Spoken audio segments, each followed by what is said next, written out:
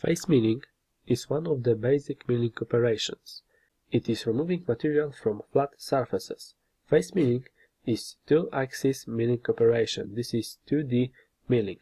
It is simultaneous work in two axes, X and Y, and motion in the third axis, Z, takes place when the tool doesn't work in the XY axis. To select a face milling operation in Fusion 360, select the option Face from the 2D menu. A window will appear in the right part of the main window, and in the first step we have to select the tool. In the previous lesson we defined the face milling tool, and to select this tool, click this select button, and from local tool library Fusion 360 select our face mill. Click OK. As you can see, a transparent tool model will appear in the Fusion 360 window. Next option is Coolant. Select the appropriate cooling for the machine on which the particular part will be machined. Select Float Coolant. The next section is feed and speed. We defined these values during the tool definition. However, if you want to change it for some reason, only for this one particular operation, we can do it in this place. The changed values will be applied only in this case, and it will not affect the global values defined in the tool table. Next up is geometry. The first section is stock contours. A contour of stock was marked on the workpiece model, so in this section we can do nothing. The selected geometry will determine the machining limits. The next section is tool orientation, and for now we will omit this section. So next tab is height tab. In this tab we can set the heights on which the tool is to move between passes or between operation, and height for rapid movement G0 and height for G1 feet. The first value is clearance height.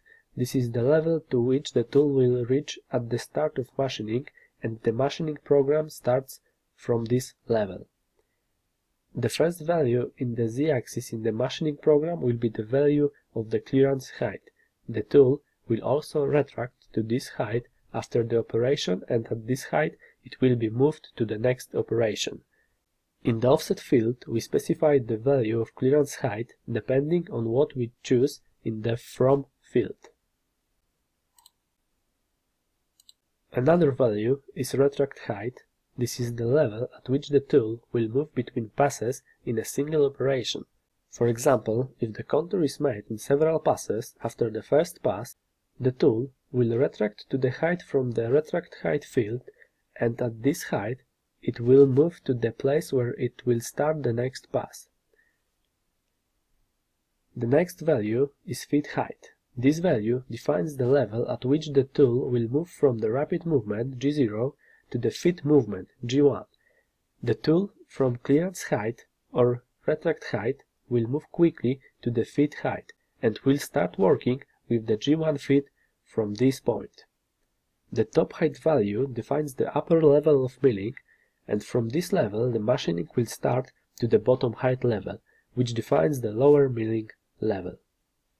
For now, leave this value default, and bottom height means that we want to machine this plane. Bottom height will be model top with 0 mm offset. It means that we want to machine this plane. Top height, it will be stock top. We defined stock 2 mm over this plane with 0 mm offset. Feet height will be 5 mm over top height. It means 5 mm over stock top. And retract height will be 5 mm over the stock top. So feet height and retract height in this example will be on the same level, and clearance height will be 10 mm over the retract height. This level is shown with this plane, and you can see top level is on 0 mm, it's the stock top level. Bottom height is minus 2 mm from top. Feed height and retract height is on 5 mm over the top level, and clearance height is 15 mm over the top level. Okay, the next tab is the Passes tab. The first field in the Passes tab, in the Passes section, is Tolerance. This is referred to as chord tolerance, and this is about the accuracy of matching the arcs when we want to interpolate them with short segments. Chord tolerance is the maximum distance of the approximate section from the arc, which will be approximated using these segments, and if you enter a small value, we will get a more accurate approximation, but it will also result in a longer machining program. Some machines cannot handle it. The size of the file with the machining program is rather not a problem, but short, linear movements may cause the machining will not run smoothly. By entering a higher value, the program will be smaller, but we can get a less accurate representation of the arc. As in many cases, it is recommended to check it on the machine and select the optimal parameters. The next option is Pass Direction. Here we can specify the direction of milling passes.